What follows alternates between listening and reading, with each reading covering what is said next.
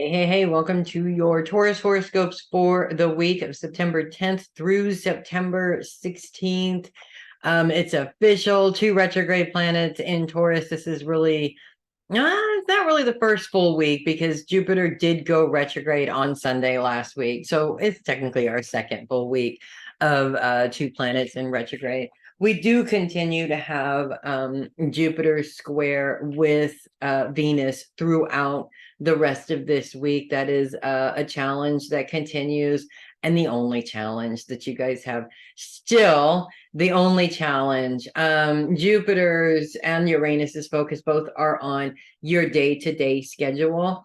What's interesting about this is that currently right now that house is very, very small. And generally when I read a birth chart, it being so small means that you're not really putting a lot of significance into that particular aspect of your life. So if I was to use myself as an example, not somebody that's very schedule oriented, it would mean that that is not something that's important to me. Or it can also mean that that is something that I may struggle with, which is true on both sides.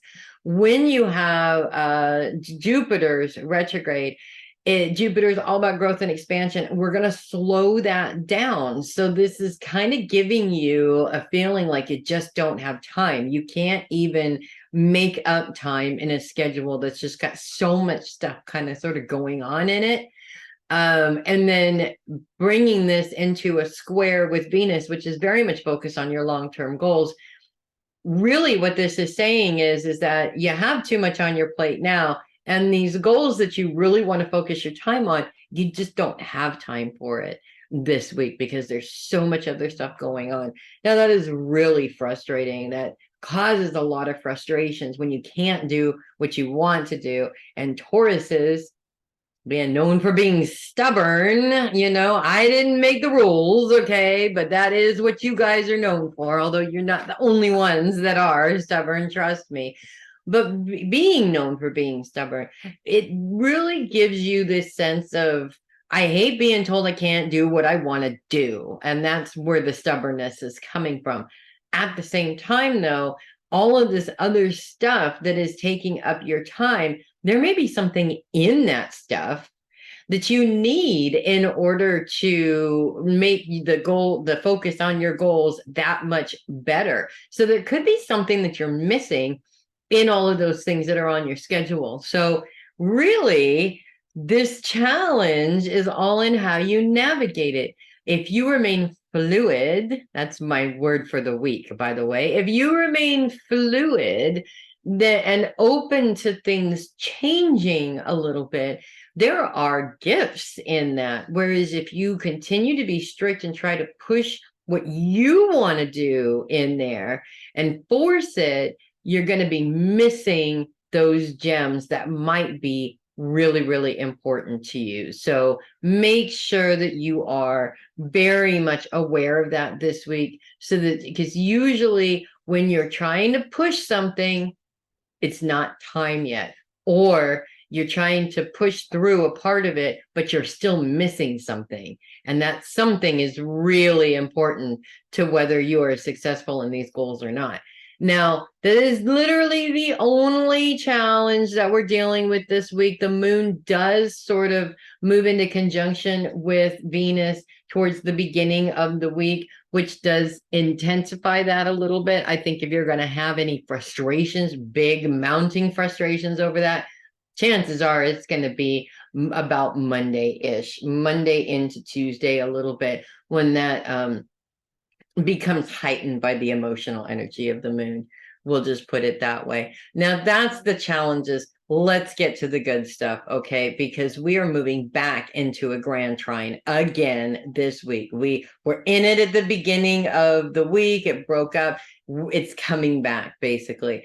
Both Uranus and Jupiter are in a grand trine with the Sun and Pluto starting on Tuesday through the end of the week. We also continue Uranus's grand sextile with Pluto and Neptune as well. So this is a lot of Earth energy, a lot of planets in their Earth energy, all working their magic towards what it is that you're trying to do. So it's no wonder that you really just don't have a lot of time in your schedule. All of this stuff is coming in and really taking up time, but it's necessary to take up this time.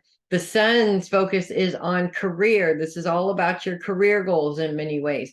Pluto's focus is on the past and how you think about the past. So this is sort of helping you to not obsess over things that you can't change, but learn from the patterns and mistakes that you went through before in order to be successful now, if that makes sense. And in the middle of this, Uranus is sort of moving on to the cusp of relationships. So that does bring relationships into the pot just a little bit, because you're forming the relationships with the people that are going to be helpful towards these goals, if that makes sense.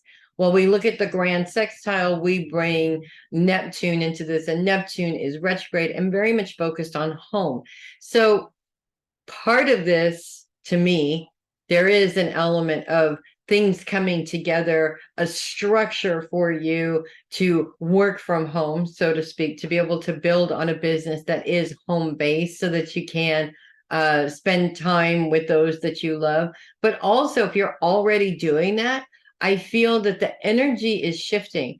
Working from home is not as easy as people think it is. When you're stuck in an office all the time, you're like, oh, I wish I could just work from home. I mean, think of all the wonderful things I could be doing with my time. The truth is that the dogs and the cats and the kids and the people that, they always play into that in some way and make things a lot more difficult, and also make it a lot more difficult to focus. And even if the people aren't there, you've got all kinds of distractions at home. Your dishes need to be done, the laundry is buzzing, and all of a sudden we're trying to work from home and run the house at the same time. There is a lot more challenges to that than most people think. So those challenges may be sort of rearing their little heads just a little bit this week, not to prove to you that this is difficult and you shouldn't do it, but to remind you or to help you learn to put some structure into your day.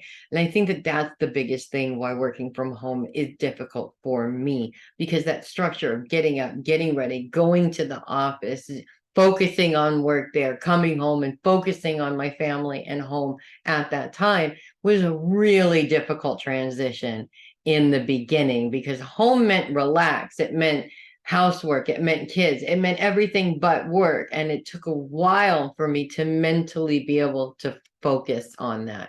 It also indicates giving you opportunities or different ideas on how to help with that work from home situation as well, to make sure that the animals and the kids and all of that, you have a private space to be able to focus on work and everything is taken care of outside of that. So it always takes a little bit of time to get used to it. And then when you think you're used to it, something else comes up that you wind up having to deal with. And it's kind of frustrating and annoying, but so is life, right? It's pretty much the same way.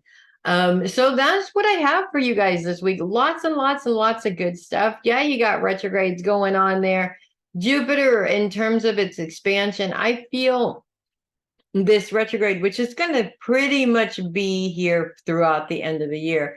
And while it's frustrating because it feels like you're not moving as quickly as you would like to be moving, we need that slowdown for a reason.